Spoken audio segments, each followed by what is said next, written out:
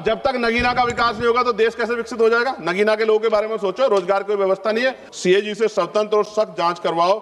सरकार को अपने अंदर झांकना चाहिए और अपने इन कार्यों पर लज्जा आनी चाहिए। निजीकरण का एक बहुत बड़ा खेल किया और इंडिगो ने क्या किया, आपके पास कोई व्यवस्था नहीं थी कि अपने जो जनता थी, पैसेंजर थे, उनको कोई आवश्यक सुविधा उपलब्ध करा पाते। तो निजीकरण के आड़ में एससी एसटी ओबीसी को नुकसान करने के चक्कर में बहुत नुकसान किया और एससी एसटी ओबीसी के बहुत सारे पद रिक्त पड़े।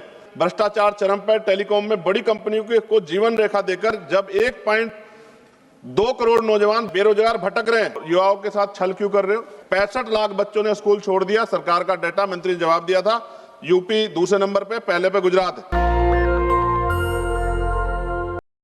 सदन के सभी सम्मानित सदस्यों और भारत के 140 करोड़ से ज्यादा मेहनतकश भाइयों बहनों को मेरा जय भीम, जिनके खून पसीने की कमाई से सरकार चलती है।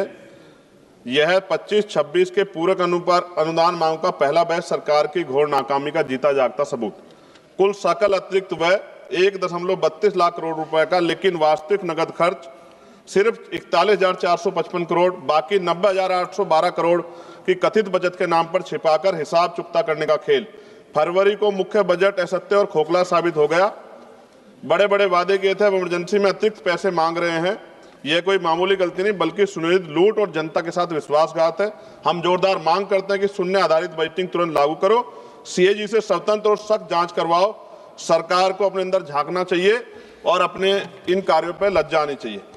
सभापति जी, एससी एसटी ओबीसी को वैसे तो नुकसान नहीं पहुंचा पाई सरकार, तो निजीकरण का एक बहुत बड़ा खेल किया और इंडिगो ने क्या किया, आपके पास कोई व्यवस्था नहीं थी कि अपने जो जनता थी, पैसेंजर थे, उनको कोई आवश्यक सुविधा उपलब्ध करा पाते। तो निजीकरण के आड़ में एससी एसटी ओबीसी को नुकसान करने के चक्कर में बहुत नुकसान किया और एससी एसटी ओबीसी के बहुत सारे पद रिक्त पड़े। सेंट्रल यूनिवर्सिटी में प्रोफेसर, असिस्टेंट प्रोफेसर के। रक्षा के पर 41,000 करोड़ से ज्यादा की मांग। विमान, हथियार, मशीनरी के नाम पर मनचाहा धन उड़ा रहे हैं। एचएएल में देरी के बावजूद काल्पनिक बचत दिखाकर हिसाब बराबर कर रहे हो, यह पारदर्शिता है या धोखा।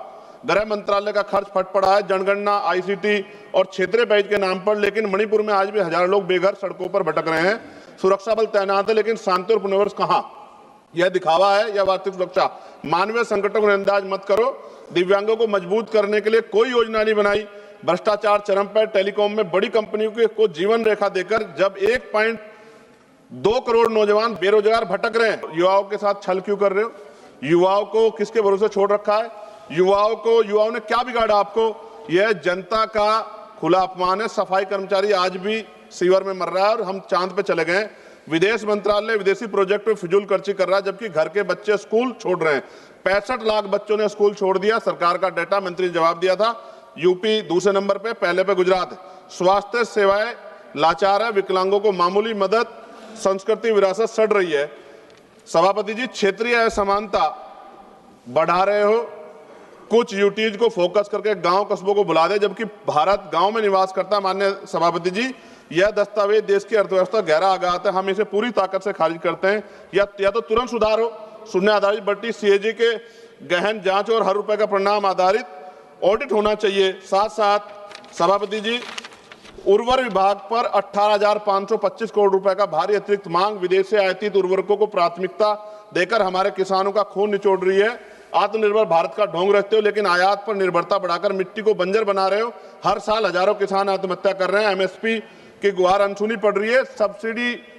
सब्सिडी किसानों के लिए, विदेशी कंपनियों के लिए यूरिया नहीं मिल रहा है, डीएपी नहीं मिल रहे। आयात माफियाओं के लिए तुरंत इस लूट को बंद करो, स्वदेशी उत्पादन को बढ़ावा दो। पेट्रोलियम मंत्रालय पर 9,500 करोड़ रुपए का बोझ। जी कंक्लूड करो। एलपीजी सब्सिडी के नाम पर तेल कंपनियों को मुआवजा देकर आम आदमी की जेब काट रही है सरकार। जब ईंधन कीमतें आसमान छू रहे तो महंगाई जनता को चले, तब ये करोनी कैपिटलिज्म का नंगा नाच क्यों? कॉर्पोरेट मुनाफे रिकॉर्ड तोड़ रहे हैं, फिर भी जनता के पैसे उन्हें बचाने के लिए क्यों? युवा आंदोलन कर रहा है, आज इलाहाबाद में आंदोलन चल रहा है। सभापति जी, पर 2-3 दिन पहले मैं एक विषय पर बोल रहा था, समय कम था तो अपनी बात नहीं पूरी रख पाया, लेकिन अपमान से हम लोग हारे नहीं। सभापति जी, आप तो सिंगल मेंबर हैं, खुद ही इस बात को समझते हैं।